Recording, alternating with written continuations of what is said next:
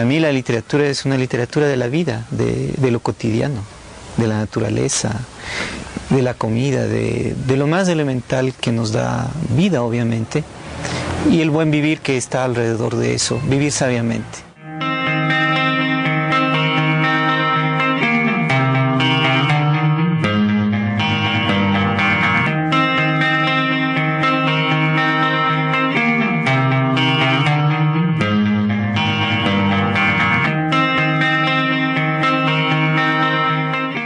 Yo nací el 5 de noviembre de 1958.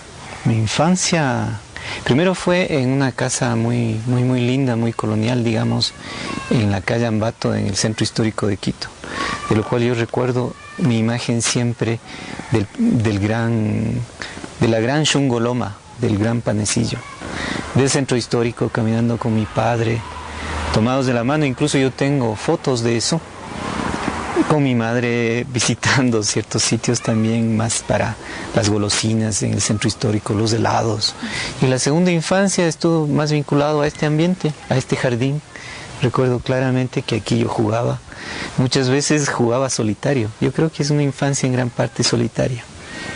Ya en la adolescencia es una etapa interesante de descubrimientos, todo lo que ahora entendemos como el Quito milenario, que está recién puesto en valor, pero que nosotros descubrimos los jóvenes de aquí, de este sector de la isla, encontrando ollitas, encontrando piedritas, encontrando las trazas de lo que fue nuestra memoria. Yo he tenido la fortuna de irme encontrando en mi camino con gente extraordinaria, ¿no? Que me ha ayudado mucho a mi propia formación, a conocer y vivir situaciones extraordinarias. Y una de esas personas con las que me he encontrado en el camino es Diego Velasco, ¿no? Un ser realmente que logra tocar las fibras ínfimas e íntimas de las personas. Los años 80 son años duros. Son años donde hay represión, donde el ser joven de todos modos, a pesar de que uno no tuviese nada que ver con la política, era peligroso, podía ser subversivo. Alguna gente desapareció, compañeros nuestros, algunos fueron maltratados, alguno desapareció y obviamente fue asesinado, ¿no? En los años 90 se produce una tal desbandada, yo diría, de los escritores, y es tal el nivel neoliberal que mucha gente hasta tiene miedo de plantear algún concepto identitario o peor político. Por lo tanto, la poética se vuelve aparentemente subjetivista, pseudofilosófica, minimalista. Entonces tratar de escribir como en un sentido como, no sé, como hecho el japonés, como hecho el persa, como hecho el sufí, etc. Yo digo hecho porque nosotros somos andinos ecuatoriales, y lo primero que tenemos que trabajar es eso. Pero al ser andinos ecuatoriales somos universales, y entonces aceptamos todo eso con una raíz. Es como ser un árbol y no tener raíces. Diego es una persona que en esa serenidad no es ningún pasivo, es muy activo en su ser, ¿no? en su hondura, y por eso justamente es lo que él provoca en su literatura, esa intensidad, ¿no? de vivir, esa intensidad de ver lo que los demás no podemos ver. De hecho, en un primer libro que yo saqué, que es pura antipoesía, se llama La poesía no es un libro de poemas, puse mi imagen de la entrada a primer grado. Y bueno, porque en esa época, y bueno, hasta ahora, yo creo que la propuesta mía, y yo diría del entorno mío, ha sido una propuesta experimental, insurgente, alternativa, iconoclasta de algún modo. De tal manera que muchas veces esa poética o esa literatura no ha sido bien aceptada por lo oficial, y a veces por cierta crítica, obviamente vinculada a esa visión de la literatura toda seria, solemne, toda jactanciosa de sí misma. Gato en el sol me guiña el ojo, salta de mis dedos y corre a retozar en el prado de luz.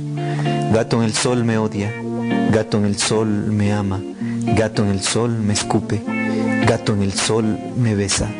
Juegas, gato en el sol, y reinas en los espléndidos matorrales de la mañana. Me rasguñas, gato en el sol, y ejecutas una pirueta invisible frente a las rejas.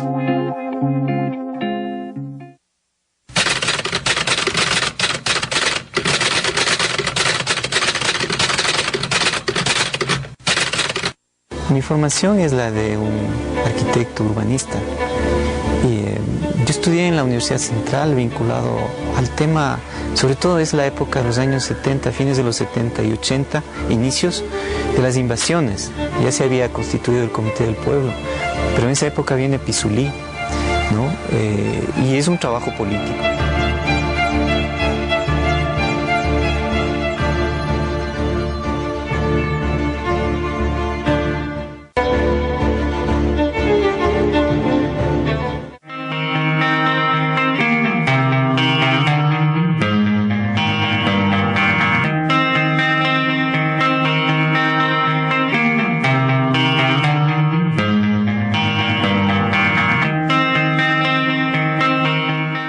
Es ideal pensar que mi formación es la de un arquitecto urbanista. Yo estudié en la Universidad Central vinculado al tema, sobre todo es la época de los años 70, fines de los 70 y 80, inicios de las invasiones. Ya se había constituido el Comité del Pueblo, pero en esa época viene Pisulí, ¿no?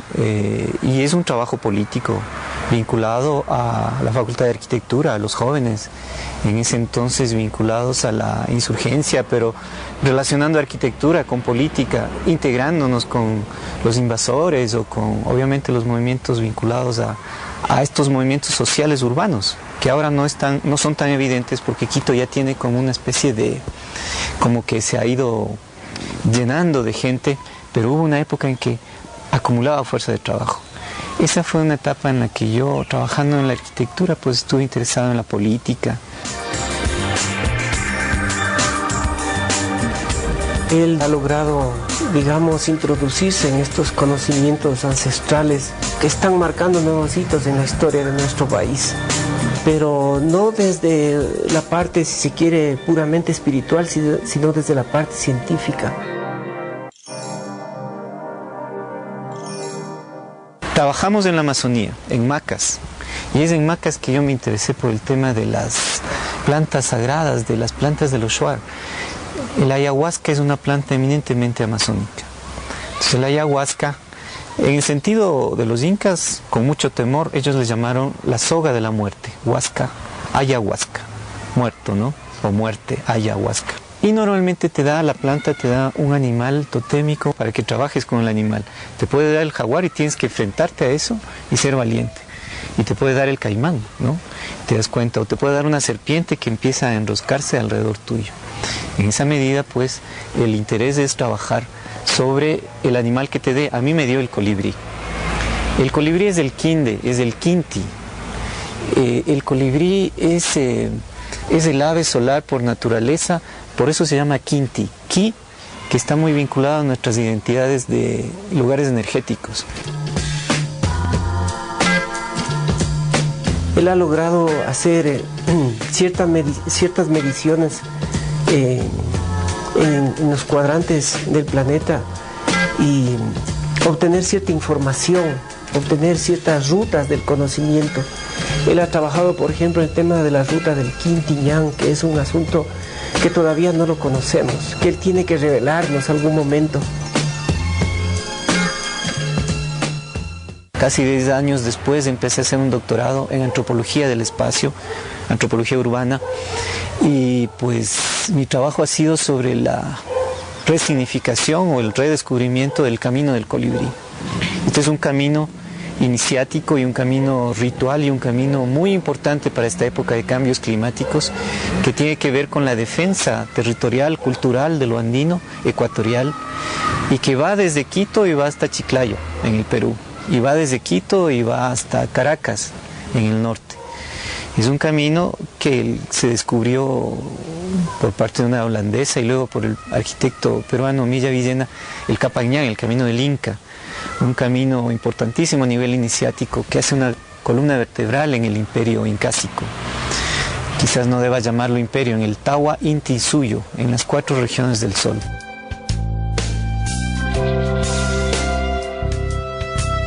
El Quintiñán no es propiedad mía, es una propiedad del pueblo ecuatorial. Recién lo vamos a difundir. Es un camino de alineamiento que puede convertirse en una matriz de ordenamiento territorial nuestro, que es un poco la especialidad mía, el ordenamiento territorial, pero basada en los elementos y conocimientos ancestrales, ni siquiera incas, quitus,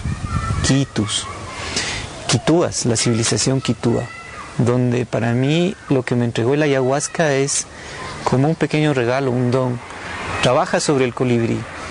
Y fue en Bélgica, estando a veces un poco triste, alejado de mi país, que tirando líneas un poco sobre mapas fui encontrando ese ordenamiento territorial, y ahora pues yo creo que ya podría mostrar, aunque de hecho va a generar un conjunto de inquietudes, no para los pueblos que están insurgiendo y recuperando sus identidades, pero para mucha gente que maneja una historia light del Ecuador, ¿no? Esa que se muestra en algunas universidades, la historia light del país.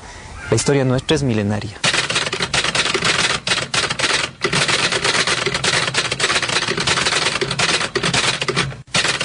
Yo diría que las bases de mi literatura están en la parte arquetipal de cualquier escritor. La vida, la muerte, lo filial, los amores, los odios, las relaciones interpersonales.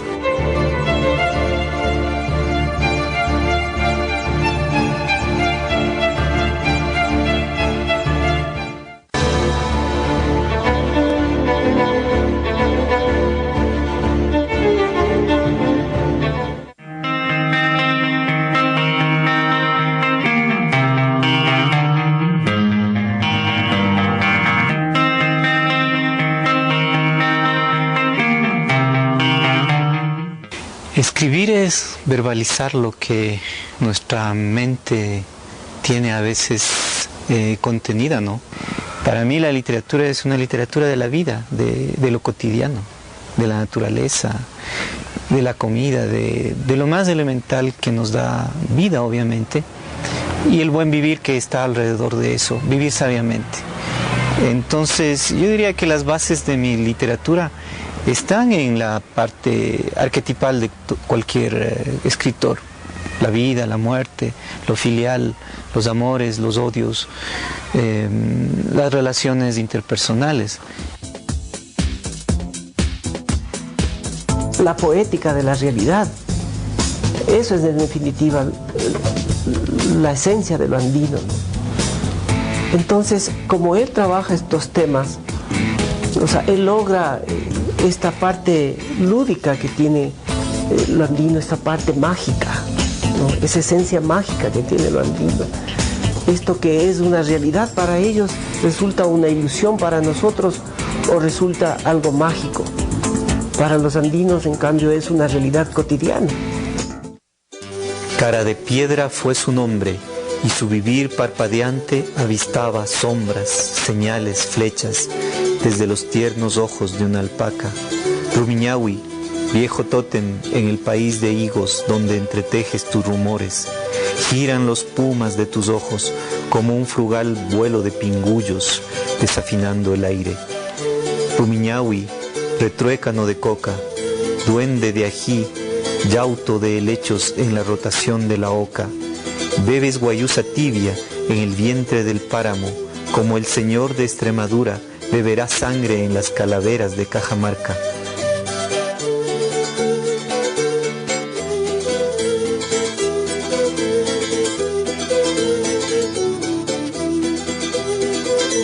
Algo importante para mí es la parte cultural, intercultural, la mitología andina, la mitología ecuatorial, la construcción de identidades, la relación de un nuevo modo de vivir, una nueva manera de entender nuestra situación en el planeta y nuestra situación como sociedad, como una sociedad pluricultural, hacia allá vamos, y estos son tiempos bien interesantes en esa perspectiva. Yo diría que todo eso confluyó la infancia, la adolescencia y una juventud vinculada obviamente a los movimientos políticos, a los movimientos sociales en la universidad y a los movimientos vinculados al arte, pero en relación a esto que definen mi obra. O sea, es todo el entorno, jamás es mi sola subjetividad, que obviamente muchos poemas están escritos con sangre, están escritos con lágrimas y también con alegría. Él tiene unas poesías en las que trata los temas, por ejemplo, de las luchas de Jumandi, de Daquilema, de Atahualpa. Entonces, topa estos asuntos y los hace, digamos, cotidianos para nosotros en estos momentos actuales, en medio de una ciudad tan convulsiva y conflictiva como es Quito. En el lector buscar la apreciación estética del mundo cotidiano, pero saber que los eventos como el amor, la muerte, como la luz o la oscuridad, son eventos esenciales que todos los poetas han buscado, pero que están en nosotros, están en lo cotidiano. El ser humano puede llegar a tener una sensibilidad poética si quiere. El poeta tiene la capacidad de captar esa poesía, escribir esa poesía, pero la poética es un concepto mucho más amplio. La poética está en la cotidianidad, está en los hechos minúsculos. Entonces el lector tiene que ser sensible con la poesía, con el lenguaje, con la musicalidad, con el ritmo, ¿no? Y saber que cualquier hecho, por más insignificante que pueda parecer, cualquier hecho es un hecho en sí mismo trascendente.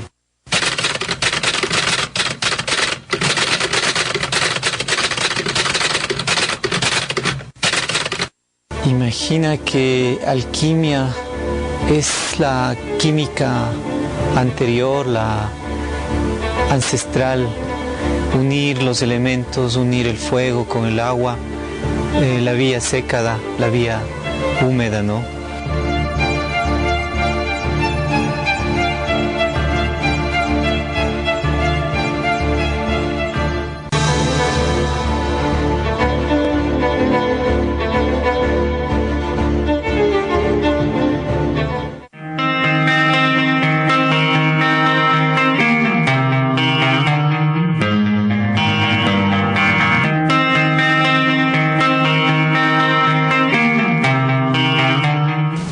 Imagina que alquimia es la química anterior, la ancestral, unir los elementos, unir el fuego con el agua, la vía seca, la vía húmeda, ¿no?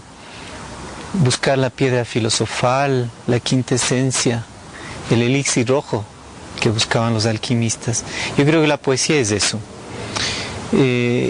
La idea ahí es de buscar una esencia de luz, porque ha habido épocas que han sido más bien sombrías. Escritores como Diego, poetas como Diego, deben estar en la palestra de la historia nuestra, porque su trabajo es un trabajo de construcción permanente, es un trabajo de construcción literaria que siempre está buscando lo complejo, no la forma fácil de hacer poesía, nacida desde lo emocional, porque él está trabajando incluso su poesía desde la ciencia, desde la investigación, desde el conocimiento. El tema de la muerte también, yo creo que es un tema arquetipal, todos vamos a morir. Pero el problema está en pensar la muerte desde una perspectiva negativa, y cuando sentimos que un ser querido ha muerto, estamos lejanos, yo creo que ese es un problema. Nos ponemos a pensar lo vulnerables que somos frente a ese hecho. Entonces en la vida tenemos varias muertes, y esas etapas que vamos quemando son etapas de aprendizaje, de evolución. Nada de lo que aprendemos lo vamos a perder. De eso debemos estar seguros. Entonces hay que aprender, hay que vivir, hay que tratar de seguir conociendo y descubriendo el misterio de la vida.